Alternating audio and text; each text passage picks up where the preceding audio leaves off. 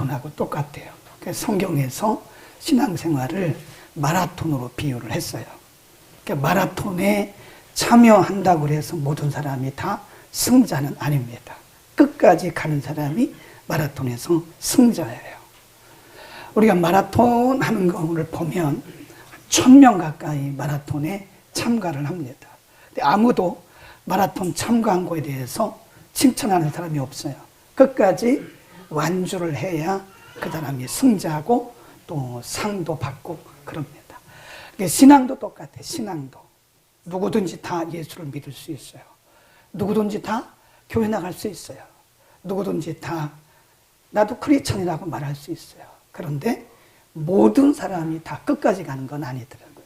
중간에 이탈되는 사람도 있고 중간에 넘어지는 사람도 있고. 그래서 이 신앙이라고 하는 것은 끝까지 가야 돼요. 끝까지.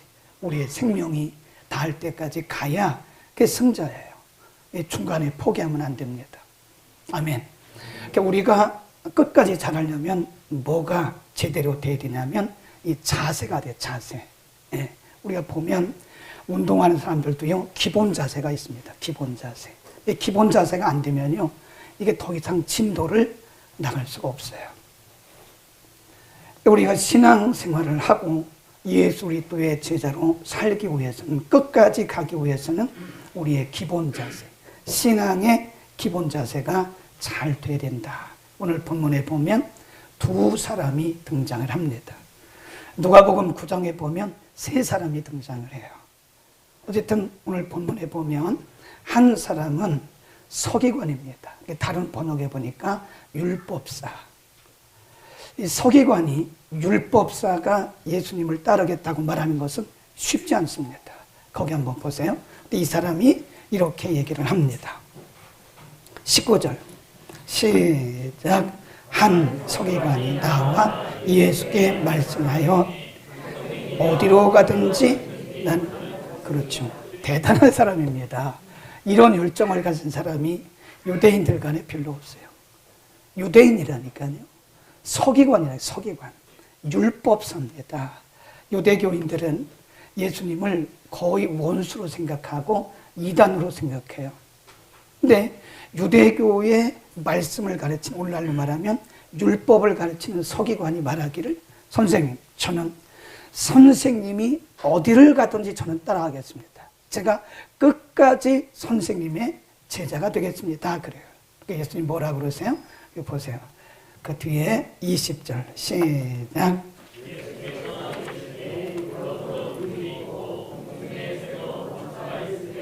오직 인자는 머리둘 곳이 없다. 심각한 말씀을 하셨어요. 선생님이 어디를 가든지 저는 끝까지 선생님을 따라서 제자의 삶을 살겠습니다. 예수님 말씀하기를 나는 머리둘 곳이 없어. 그래도 따를래? 그런 말씀이에요. 그리고 또 한 사람이 있어요. 21절 시작.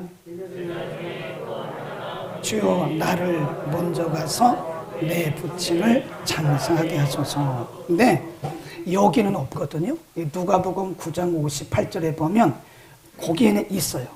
나를 따라와라. 마태복음 8장에 그 부분이 생략이 됐어요. 누가복음 9장 58절 확인하고 가겠습니다. 누가복음 9장 58절에서 예수님이 이 사람에게 이렇게 말합니다. 58, 59 시작. 또 다른 사람에게 나를 좇으라 하시니 그가 가로되 나로 먼저 가서 내 부친을 장사하게 하소서. 마태복음 8장에는 나를 따르라 이 말씀이 없어요. 근데 누가복음 9장 59절에서는 나를 따르라. 그러니까 이 사람이 한 얘기가 잠시만요. 제가 가서 우리 아버지를 장사 지내고 와서 따르겠습니다. 그게 말이에요.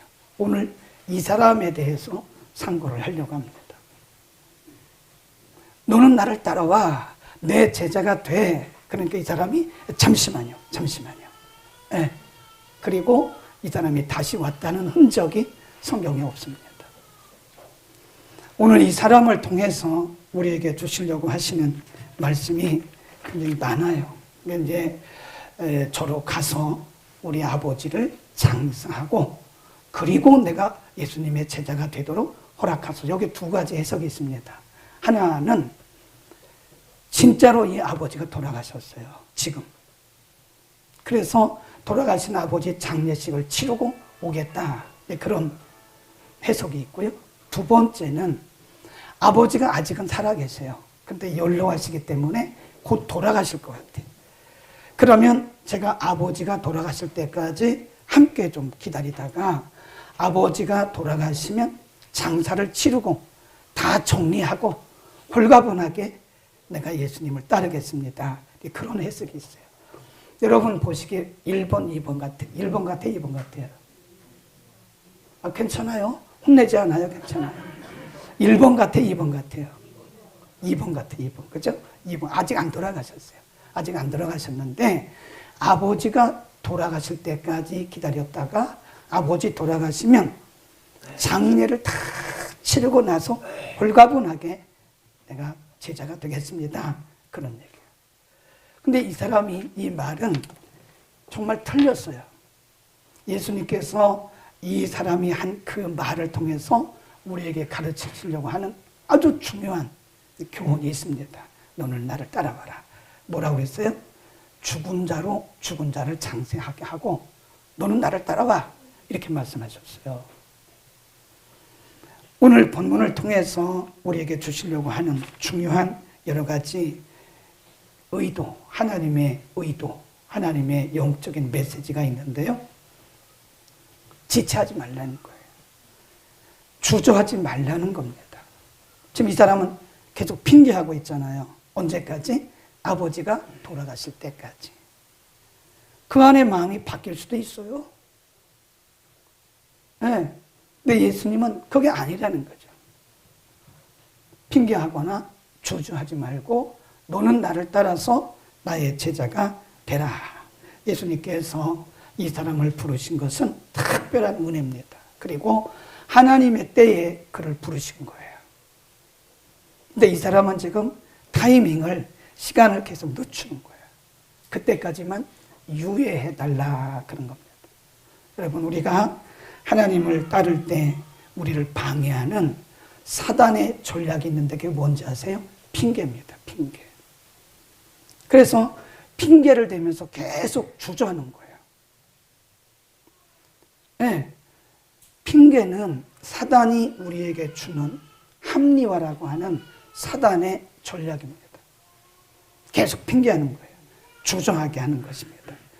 하나님이 우리를 부르실 때는 우리는 빨리 결단을 해야 됩니다. 하나님이 우리를 부르실 때, 저 신현철 선교사님처럼, 목사님 제가 조금 더 있다가 한 75세 넘으면 가겠습니다. 그 안에 예수님 오신다니까요. 그 안에 예수님 오시면 어떡해요? 이제 바로 저분이 다 정리하시고 상무자리 다 내려놓고 그러고 선교사로 가신 거예요. 하나님이 우리를 부르실 때는 그분의 시간에 부르신 거예요. 그분의 타이밍에 우리를 부르신 겁니다. 근데 우리가 지체하고 계속 미적미적거리면, 핑계대면 우리는 어쩌면 하나님께 굉장한 책망을 드릴 수가 있습니다. 사단의 전략이 뭐예요? 핑계하는 겁니다. 나는 이래서 못합니다. 나는 이래서 못합니다. 계속 주저 하는 거예요. 자, 우리 마태복음 4장을 봅니다. 마태복음 4장에 보면 예수님께서 갈릴리를 지나가시다가 베드로, 안드레, 야고보, 요한을 부르세요. 자, 마태복음 4장 18절 시작. 갈릴리 해변에 다니시다가 두 형제 곧 베드로라 하는 시몬과 그 형제 안드레가 바다에 던지는 것을 보시니 저희는 어부라 말씀하시되 나를 따라오라 내가 너희로 사람을 낚는 어부가 되게 하리라 하시니 저희가 곧, 거기다 줄거 놓으세요. 저희가 곧 그물과 배를 버려두고 예수님을 따랐다 그랬어요. 그 영어로 at once랍니다. at once. 이 말은 곧 즉시, immediately, 즉시. 예수님의 말씀이 떨어지자마자 배와 그물을 다 버려두고 예수님 따라갔어요. 그 다음에 야고보와 요한을 또 부르세요. 형제를 부르십니다. 자, 20 시작. 곧 그물과 배를 버려두고 예수를 쫓으니라. 21 시작. 거기서 더 다른 두 형제 곧 세베대의 아들 야고보와 그 형제 요한이 그 부친 세베대와 한 가지로 배에서 그물 깃는 것을 보시고 부르시니 저희가 곧 배와 부친을 버려두고 예수를 따랐다. 근데 여기는 또나 핑계하지 않았습니다. 곧 이들은 순종했다. 그 다음에 예수님께서 이 사람을 부르시고 너는 나를 쫓으라 라고 말씀하신 것은 또 그 뒤에 뭐라고 그랬어요? 아버지를 장사하고 오게 허락해달라고 그러니까 뭐라고 그래요? 죽은 자는 죽은 자에게 장사해 가라. 그리고 너는 나를 따르라. 누가복음 9장에 보면 너는 가서 천국 복음을 전하라 이렇게 말씀했어요. 사명의 부름을 의미하는 거예요. 너는 나를 쫓으라. 이 말씀 속에는 기회를 놓치지 마라 그런 뜻입니다. 이 당시에 예수님 주변에 사람이 뭐 이 사람만 있었습니까? 이 당시 주변에 예수님 주변에 사람들이 굉장히 많았어요. 굉장히 많았습니다. 그런데 예수님께서 이 사람에게 너는 나를 따르라 라고 말씀하신 것은 예수님이 이 사람에게 주신 특별한 기회입니다. 아멘. 하나님이 우리를 부르신 것은요, 우리가 무슨 공로가 있어서 부른 게 아니에요. 하나님의 은혜고 하나님 우리에게 기회를 주신 겁니다. 기회. 근데 이 사람이 계속 주저주저 하는 거예요, 지금.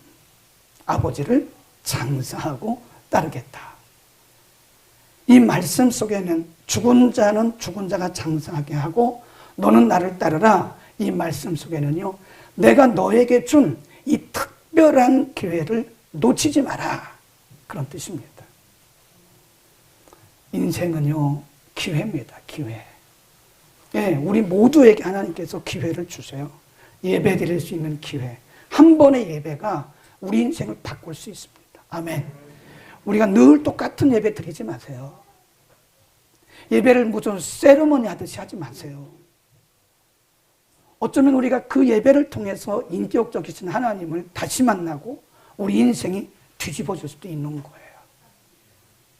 우리에게 주어진 예배, 우리는 이 기회를 놓쳐서는 안 됩니다. 하나님 우리에게 기도할 기회를 주십니다. 근데 대개 기도의 기회는요, 평탄할 때 오지가 않습니다. 사람들은 평탄할 때 긴장하지 않습니다. 그래서 하나님께서 우리의 긴장감을 풀기 위해서 우리 앞에 위기들을 가끔 툭툭 던지세요. 위기를 던지시는 것은, 우리 앞에 위기가 왔다는 것은 우리의 긴장을 풀고 하나님 앞에 나오라 라고 하는 하나님의 사인입니다.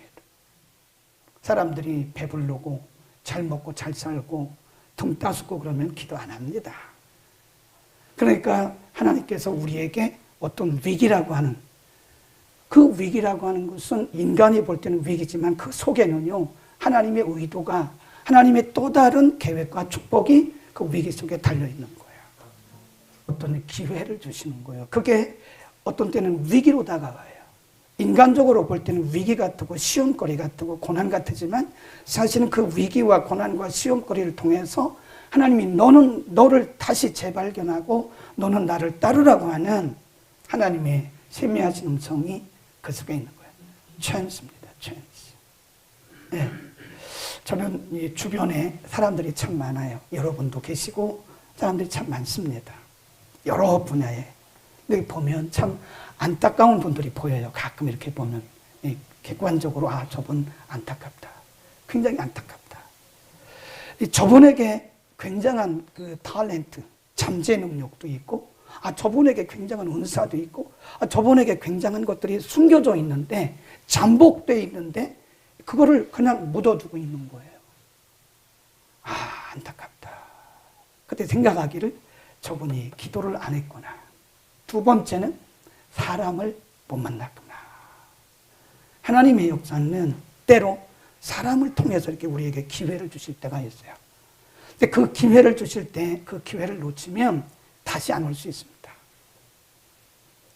예수님께서 정확한 시간에 이 사람에게 너는 나를 따라오라고 말씀하셨을 때 이 사람은 계속 주저주저 하는 거예요. 아버지를 장사하고 가겠습니다. 기회를 놓친 겁니다. 또 한 가지, 이 사람을 통해서 우리에게 가르쳐 주신 것이 뭐냐? 너는 나를 따라오라. 이 말씀은요, 죽은 자는 죽은 자가 장사하게 하고 너는 나를 따르라. 이 말씀은요, 하나님께서, 예수님께서 이 사람에게, 그리고 이 말씀을 통해서 우리에게 뭘 말씀해 주시냐면 선용하라, 선용. 특별히 우리에게 주어진 모든 것들의 일상에서조차 우선순위가 있어요. 프라이오리티. 우선순위가 있습니다. 먼저 할 일이 있고 나중 할 일이 있습니다. 공부하는 학생이 공부도 해야 되죠. 근데 공부만 합니까? 때로 게임도 조금씩 하는 거지. 머리 식히려고. 또 이런 데 은혜 받는 사람이 있더라고. 목사님이 그러는데 게임도 해도 된대. 잘 들으세요. 무슨 제가 언제 게임을 하고 그랬어요. 간혹 머리 식히는 것도 필요하다 그 얘기지. 그런데 공부하는 학생이 게임을 먼저 해요. 게임을. 공부는 안 하는 거예요. 나중에 하는 거예요. 하긴 하는데 우선순위가 바뀌는 거예요. 사업하는 사람들은요, 개미처럼 일해야 됩니다. 성경 잠언에는 게으름을 죄라고 말해요. 게으름은 죄입니다. 여러분. 게으르게 살면서 여러분의 사업이 잘 되기를 바란다면 하나님을 만홀히 여기는 거예요.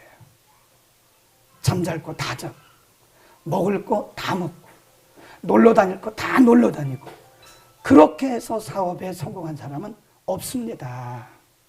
보면 사업에 성공한 사람들은 남 먹을 때 안 먹어요. 난 잠잘 때 덜 자요. 안 자는 건 아니지만 남 놀러 다닐 때 안 놀러 다녀요. 그리고 자기 사업에 근실하게 매진을 합니다. 하나님도 그런 사람을 복을 주시는 거지. 자기의 중심은 다른 데 두고 놀러 다니고 그런데 하나님 복 주십니까? 만일 그런 하나님을 믿는다면 하나님을 잘못 알고 있는 겁니다. 하나님 그런 분이 아니시죠. 사업하는 사람들은 우선순위가 바로 돼야 돼요. 더군다나 우리에게 하나님을 따라가는 그리스도의 제자인 우리들에게 가장 중요한 것이 뭐냐? 여기 잘 보셔야 돼요. 죽은 자는 죽은 자가 장사하게 하라. 그리고 너는 나를 따르라. 누가복음 9장에서는 너는 가서 천국 복음을 전하라 이렇게 말씀했어요. 아니 당연히 자녀가 부모를 모셔야 되죠. 당연히 자녀가 부모를 그 장사 지내는 게 맞죠. 그런데 이 사람의 경우는 예수님께서 언제 돌아갈지 모르는 거예요. 이거보다 더 시급하고 중요한 일이 있는데 가서 복음 전하는 거예요. 복음 전하는 거.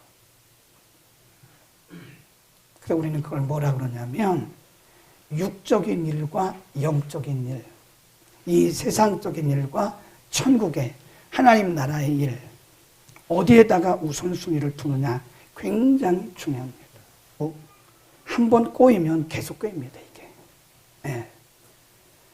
하나님께 집중하고 하나님의 뜻에 집중하고 하나님의 말씀에 집중하고 우리가 일편단심 그 방향으로 가야지 우리가 이게 한번 꼬이기 시작하면 이게 인생 자체가 꼬여요. 꼬입니다.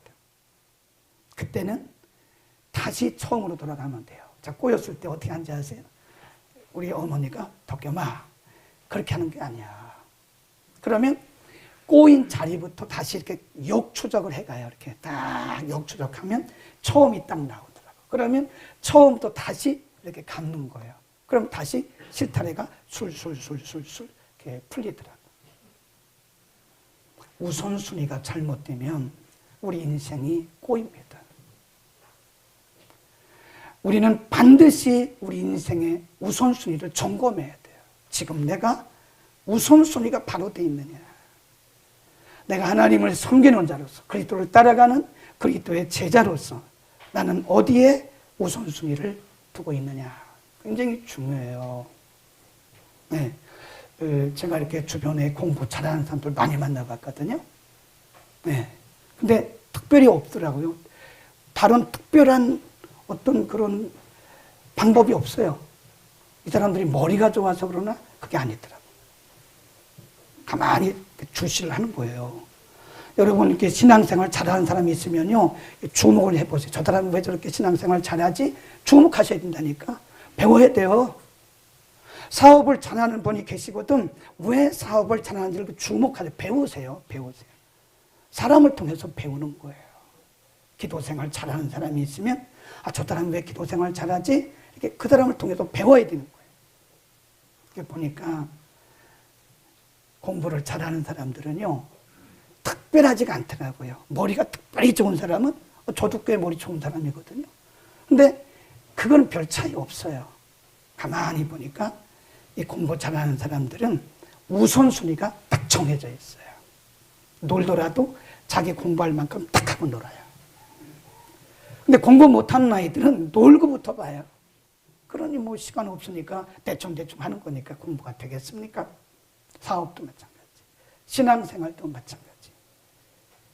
예수님 말씀하기를 너희는 먼저 그의 나라와 의를 구해라. 죽은 자는 죽은 자들이 장사하게 해. 그리고 너는 나를 따라와. 우선순위가 하나님이 하나님. 요한복음 6장에 가보면 많은 사람들이 예수님을 따라가요. 예수님을 따르는 이유가 먹고 배불러서 그런 거예요.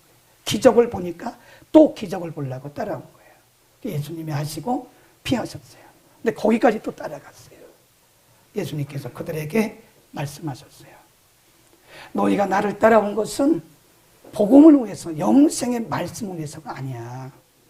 너희가 나를 따라온 것은 먹고 배부른 거야. 그러면서 그들에게 하신 말씀이 썩는 양식을 위해서 일하지 말고 영생하도록 위해서, 있는 것을 위해서 하라. 아멘.